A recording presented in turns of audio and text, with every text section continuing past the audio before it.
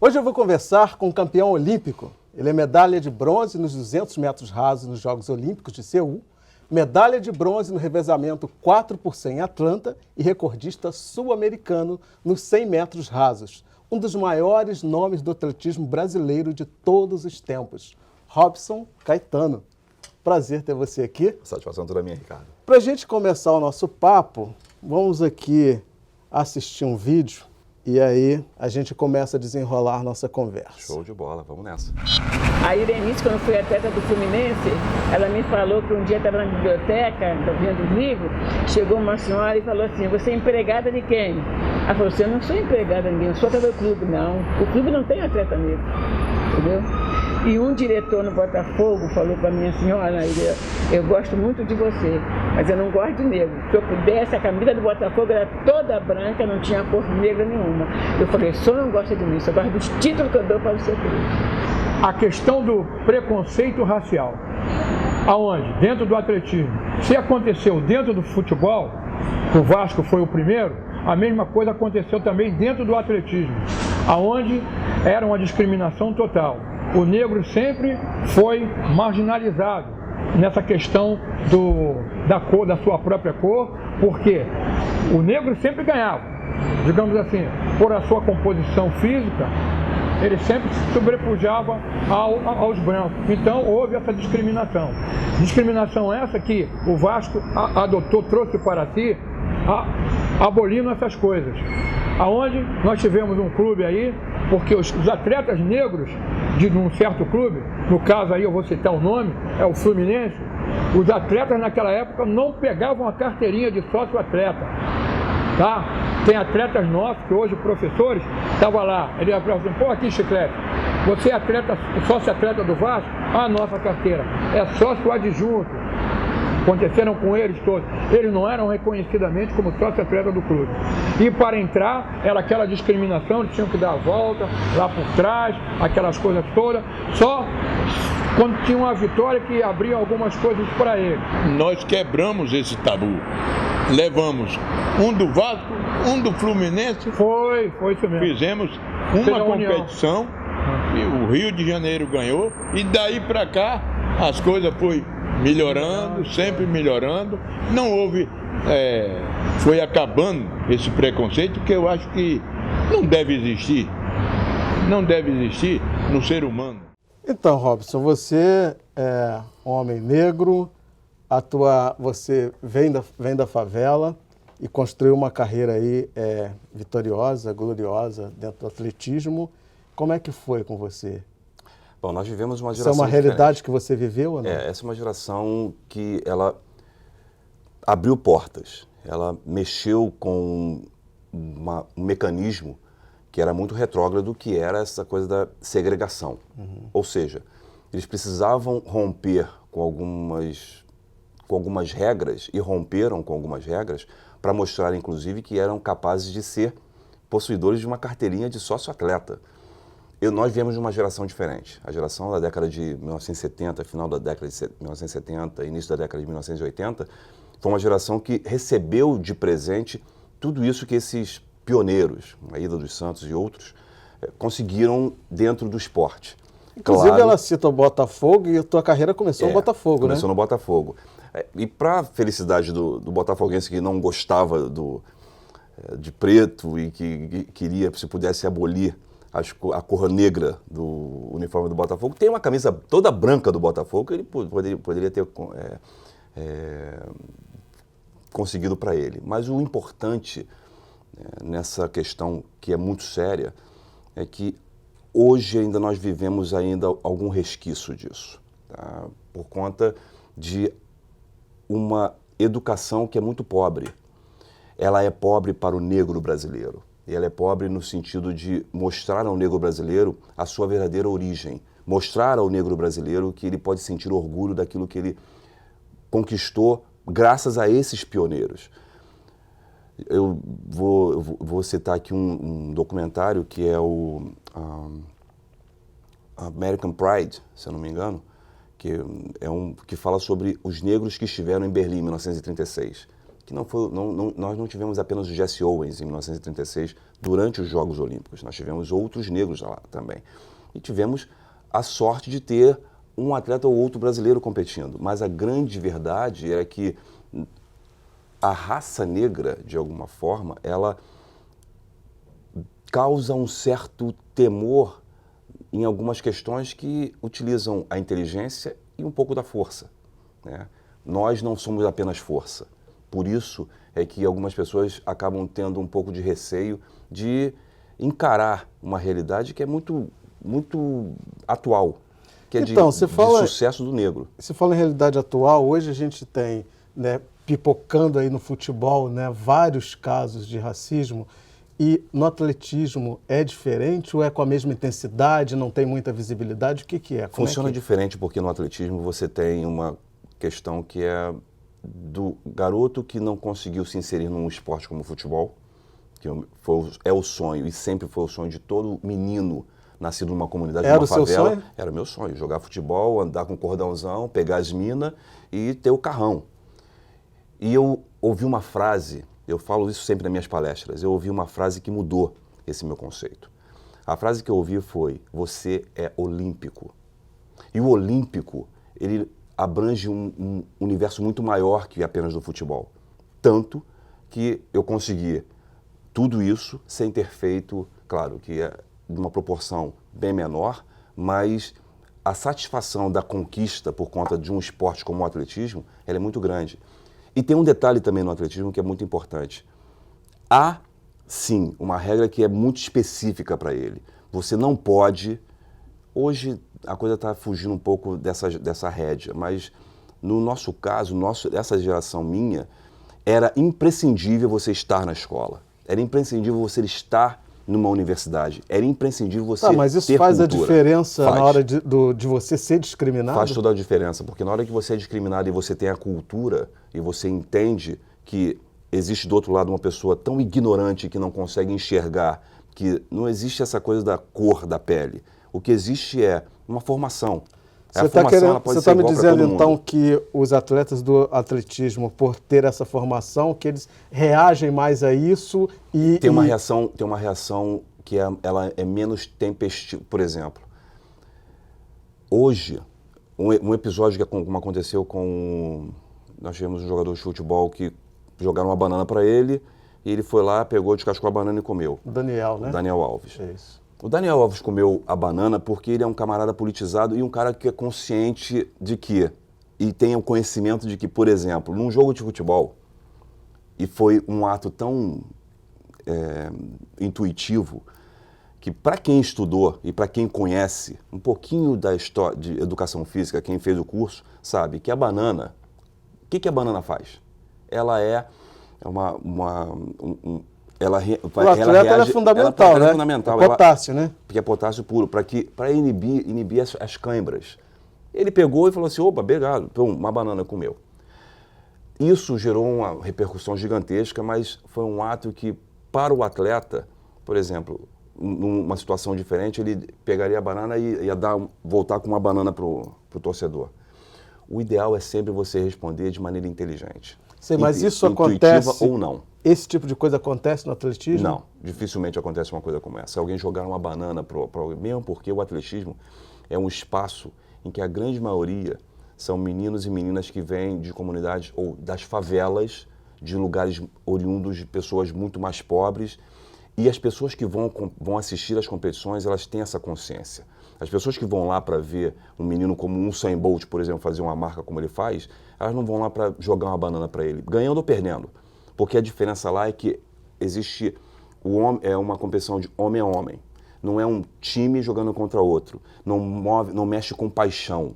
Quando você mexe com paixão, como é o caso do futebol... Que aí aflora esses sentimentos, extrapola muito mais. É muito mais complicado. Tem mais um vídeo aqui que é um tema bastante importante, bastante relevante, e eu quero depois ouvir a tua opinião.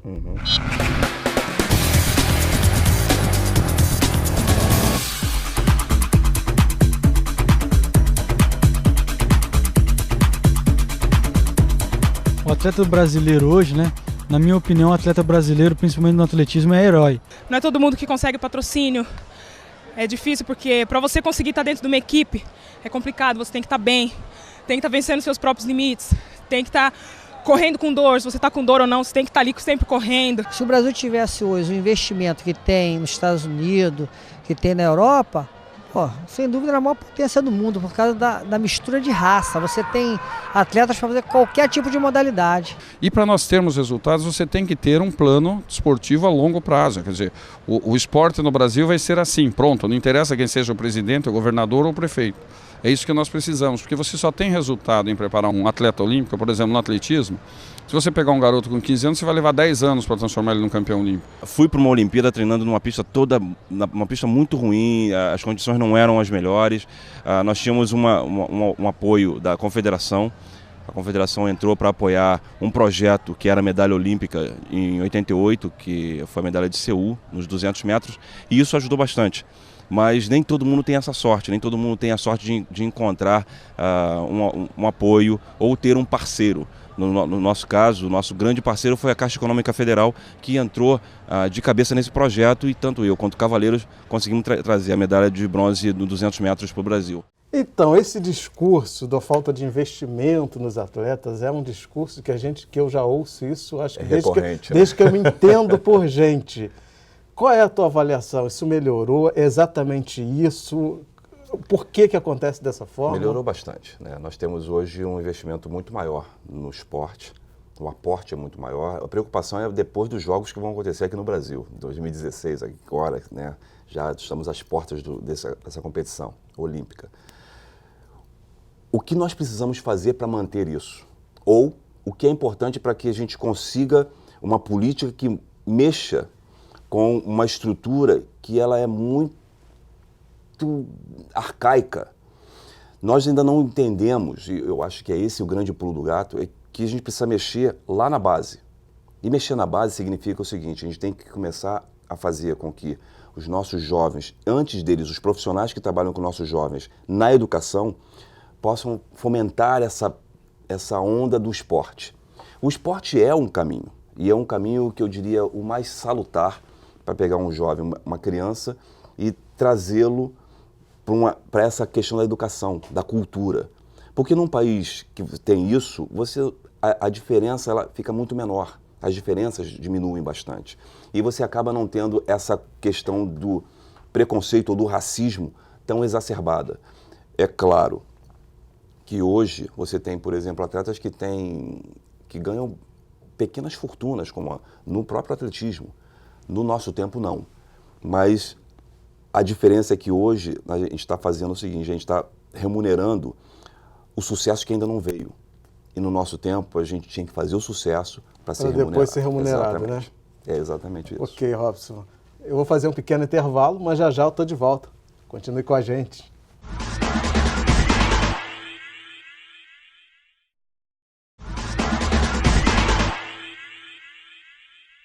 Hoje eu estou conversando com o campeão olímpico, Robson Caetano. Robson, no bloco anterior, você dizia da importância do investimento, né, na base antes do atleta fazer sucesso. Uhum. Você tem um instituto, né, o Instituto Robson Caetano. Perfeito. E queria que você falasse como é que você tem feito esse trabalho, como que você tem trabalhado essa cultura para esse menino que recebe esse investimento para que ele cresça na carreira, que ele dê tudo para que seja explorado todo o potencial dele. O mais importante é você levar para o garoto, como eu sempre falo, é a cultura do esporte. Levar para ele a possibilidade que o esporte pode e tem como viés para a vida dele.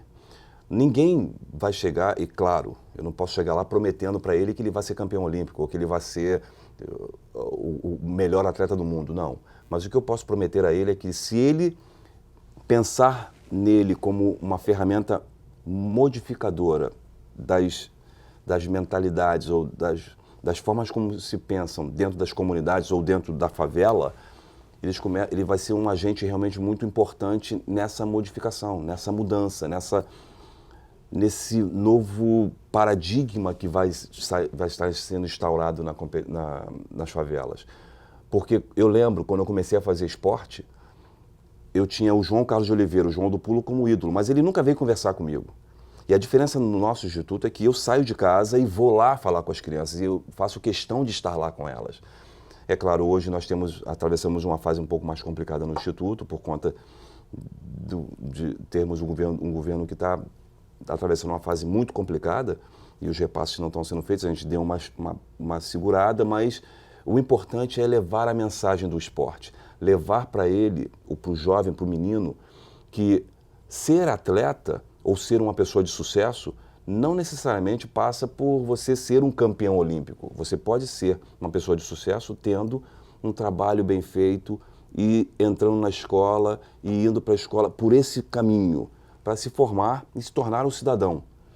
Porque de repente ele pode nem ser um atleta futuramente, mas isso vai mudar a vida dele, vai fazer dele uma pessoa muito melhor, uma pessoa muito mais consciente, muito mais consciente mesmo dos seus deveres, dos seus direitos. A ideia é essa, a ideia é você conseguir fazer com que ele entenda isso, porque quando ele começa a entender e a gente começa a conversar, porque ele olha para mim e fala assim, eu chego, né? A ideia é essa, quando eu chego na comunidade ou na favela e tal, e aí o garoto olha para mim e fala assim, caramba. Aí eu começo a contar a minha história, porque muitos não me viram nem correr, e muito menos dançando no Faustão, ou então fazendo uma reportagem, alguns não viram, são uns cotoquinhos. Mas quando você começa a contar as histórias, você começa a ver o brilho nos olhos, ou seja, eles estão se imaginando na mesma situação que eu. Porque a primeira coisa que eu digo para eles é o seguinte, eu sou filho de uma família, cria de uma família que eram 7 numa casa de um cômodo, com um banheiro do lado de fora, com o primeiro presente dado pelo meu pai foi uma surra que ele deu na minha mãe, e o segundo presente que ele deu foi nos abandonar na favela. E daí para frente, esses presentes que não são tão agradáveis, eles foram se multiplicando. E aí um dia eu falei, peraí, nesse dia que eu abri, foi um dia que eu abri a geladeira de casa e não tinha nada para comer, e eu posso falar para você, é ruim olhar e ver a face da fome. É difícil ter um irmão que foi baleado no campo de futebol, levou 8 tiros e perde a vida por conta do tráfico de drogas. Isso aconteceu comigo, aconteceu na minha família. E é muito por conta da falta de educação, por conta da falta de oportunidade, que os garotos estão indo para um caminho que, um tempo atrás, o malandro era o cara que não queria trabalhar e ficava no botequim tomando uma cachaça, uma cerveja, e que eventualmente fazia um negocinho, uma coisa escusa. Hoje, o malandro, o bandido, tem 13, 14, 15 anos de idade, que é onde exatamente a gente precisa meter a mão para tentar ajudar e tirá-lo desse caminho. Recentemente a polícia atirou na cabeça de um garoto de 10 anos que tinha roubado um carro. São as oportunidades. Quando pinta uma oportunidade do ganho fácil, o garoto pensa que está brincando de polícia e ladrão. Um menino com 10 anos de idade, porque é menino de 10 anos de idade, ele pensa, é a brincadeira da escola. Porque eu lembro de aos 10 anos de idade, brincar de polícia e ladrão na escola. Nunca me deixavam ser polícia, só queria que eu fosse ladrão. Será por quê? Porque será, né? Porque vai dar aquela corridinha e tal, peraí, vou ligar para a polícia aqui. Polícia, pega o Robinho. A ideia é você brincar, é exatamente nessa mão, nisso que a gente coloca a mão, que é dos 10, entre os 8 aos 12 anos, 13 anos de idade, o lúdico é muito importante. Mas esse lúdico do bem, não o lúdico do mal, porque um garoto de 10 anos de idade não pode nunca entrar e roubar um carro de uma pessoa. Então, voltando para o atletismo, a gente vê que os maratonistas, os corredores de longa distância, né, têm muita visibilidade, pelo menos as pessoas mais leigas como eu, é o que a gente conhece mais. Mas os corredores de curta distância, a gente não vê muito falar. Como é que a gente está no Brasil hoje? A gente não tem essa representatividade, a gente está mal para as Olimpíadas. Qual é a nossa situação para os corredores de curta distância? O que falta ao brasileiro nas provas de velocidade é um pouco do showbiz, né? Se você pegar todas as minhas corridas, e aí tem umas pessoas que nos acompanham, né, ao longo da carreira, quem me acompanhou a carreira inteira, sabe, eu sempre fui muito marqueteiro, sempre. Eu corria e fazia um gesto, fazia... Isso palhaço, né, Robson? Mas aí é que tá, o showbiz é exatamente isso. Eu não vou para ali para ser um cara sério. O atletismo tem que ser uma grande brincadeira. Ele é, para mim, a porta de entrada para um universo maravilhoso, sem problemas. Porque os problemas eu deixo aqui fora. Lá eu quero me divertir, eu quero brincar. Você acha então que está faltando marketing, não é talento? Está faltando marketing, está faltando um pouco desse trabalho, está faltando um pouco dessa ideia. Porque, por exemplo, eu não posso trazer para um mano a mano, né, uma competição que inclusive tem a mão aí de uma grande empresa de comunicação, e trazer um americano para ganhar o mano a mano.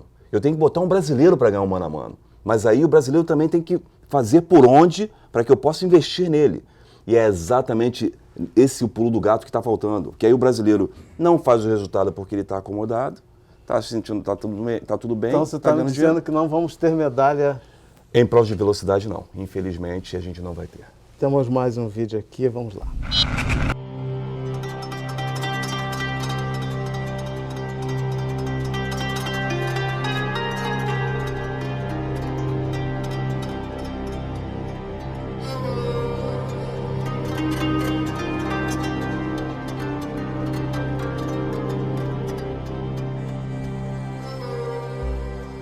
Graças a Deus que ainda existe algumas equipes que incentivam, que é a BMF que incentiva muito, a BMF São Caetano com a Olímpicos, né?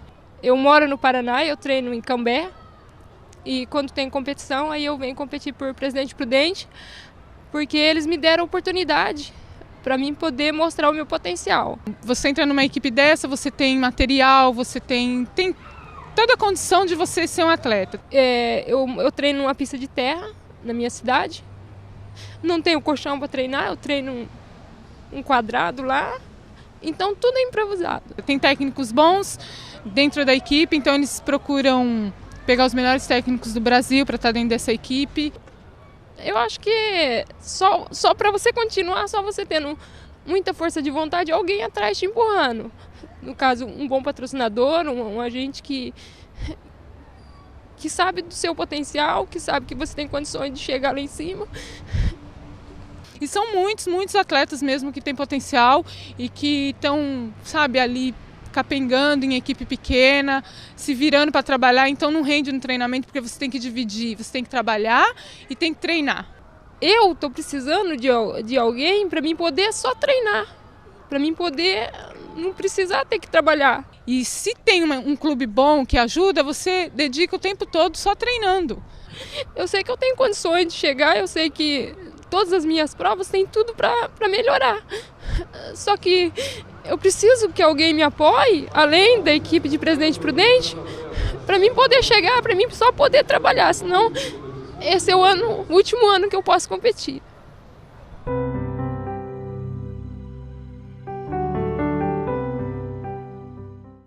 Isso é uma realidade ainda?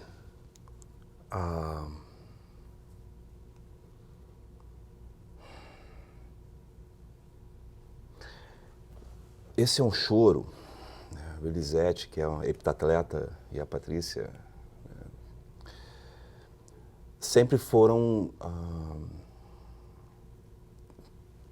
pedidos, né, ou clamores que precisavam ser ouvidos pelos empresários, mas não chega nos caras.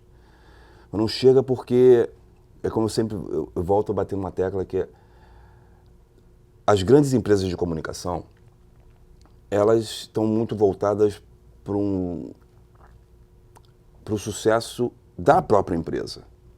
O atleta, que é a peça mais importante, ele não tem essa penetração.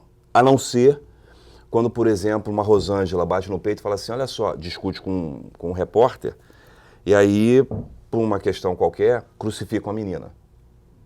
Ela está simplesmente querendo que o resultado dela pessoal melhorasse. É claro, a gente entende, porque eu também sou jornalista e a gente tem um olho clínico para isso. A gente detecta o cara que está com problema e a gente vai lá na ferida. Então a Elisete colocou para fora uma aspiração que ela deseja, que ela precisava. E muitas das vezes, um par de tênis faz uma diferença danada. No caso de um grande atleta, no caso do jovem, do menino, um abraço.